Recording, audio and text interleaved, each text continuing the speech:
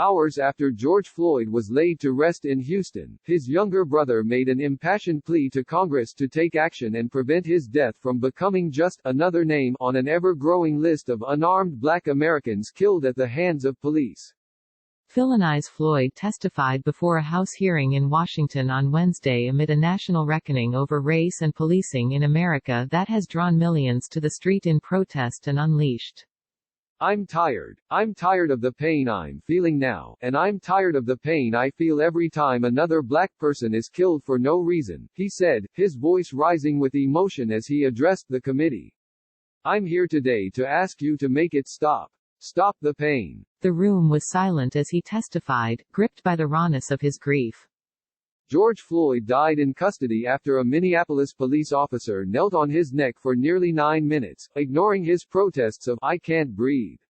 The Memorial Day encounter, which began with a call about an alleged attempt to use a counterfeit $20 bill at a local market, touched off demonstrations around the world that have already prompted local leaders to act to curb the powers of police as public support for the Black Lives Matter movement surges.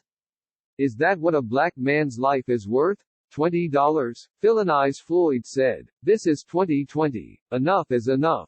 Be the leaders that this country, this world, needs, he continued. Do the right thing. Democrats unveiled sweeping legislation this week aimed at combating excessive use of force by police and limiting legal protections for officers accused of misconduct.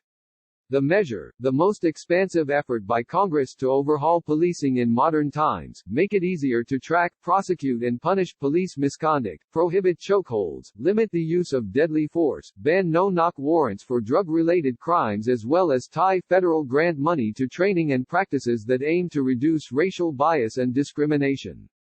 Republicans have scrambled to respond to the growing calls for reform. Senator Tim Scott of South Carolina, the lone Black Republican in the chamber, has been charged with drafting a conservative legislative response that the party can coalesce around.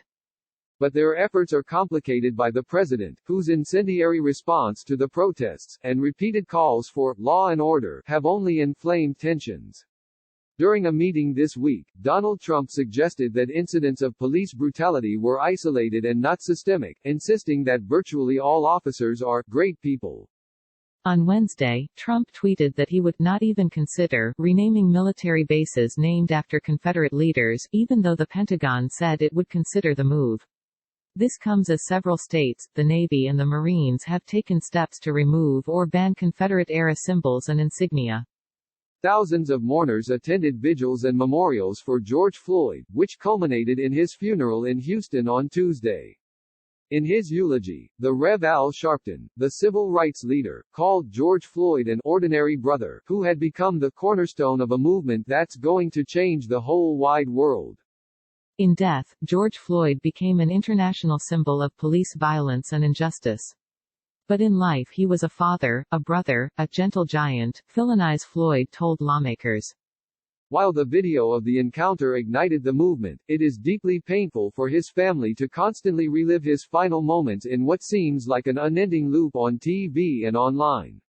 I just think about that video over and over again, Philonise Floyd said, wiping tears from his face. You don't do that to a human being, you don't even do that to an animal. Justice has to be served, he said. Those officers have to be convicted. The 4 officers involved in Floyd's death have been fired from the force and now face criminal charges.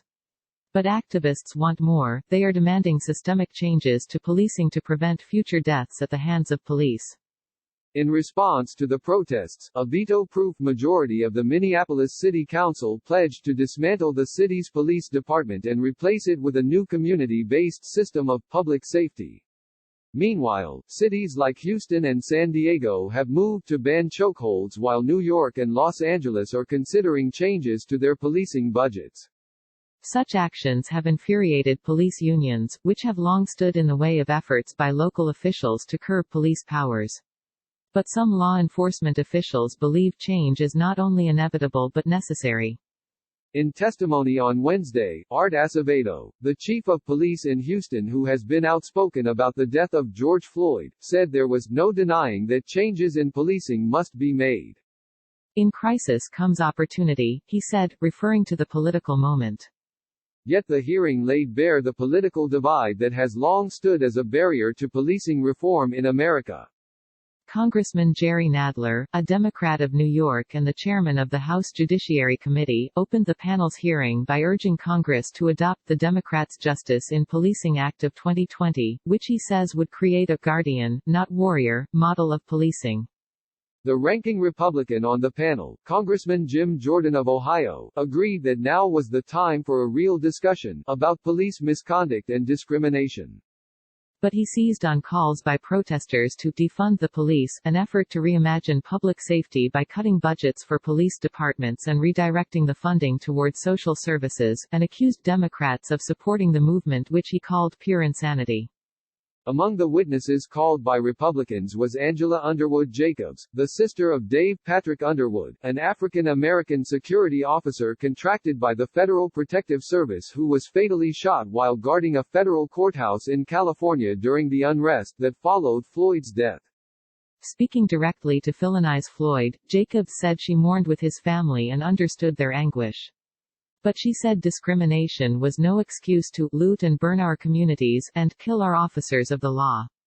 She called demands to defund, dismantle or abolish police departments ridiculous and said such solutions would only further erode the safety net of protection that every citizen deserves. Villainize Floyd did not address the protesters' demands directly. But he urged Congress not to let this moment pass. If his death ends up changing the world for the better, and I think it will, I think it has, then he died as he lived, he said in closing. It is on you to make sure his death isn't in vain.